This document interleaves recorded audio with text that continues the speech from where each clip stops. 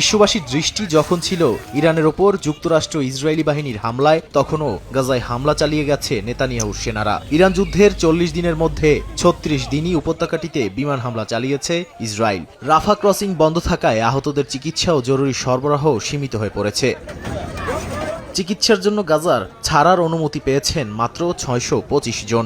এছাড়া খাদ্য ও ওষুধ সরবরাহের জন্য ২৩,৪০০ ট্রাকের মধ্যে মাত্র ৪,৯৯৯টি ট্রাক প্রবেশ করতে পেরেছে, যা চাহিদার প্রায় ২০%। এসব সীমাবদ্ধতা গাজার মানবিক সংকট আরও বাড়িয়ে তুলেছে।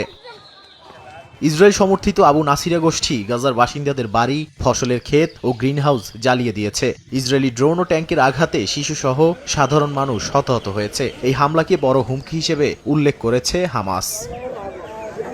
হামলা থেকে বাদ যায়নি শিশুদের শিক্ষা প্রতিষ্ঠানও। বাইত লাহিয়ার আবু উবাইদা বিন আল জাররাহ স্কুলে ট্যাঙ্কের শেলের আঘাতে শিশু নিহত হয়েছে। উপত্যকাটির শিক্ষা মন্ত্রণালয় ইসরায়েলকে দায়ী করে আন্তর্জাতিক হস্তক্ষেপের আহ্বান জানিয়েছে। হামলা চালানো হয়েছে সাংবাদিকদের ওপরও।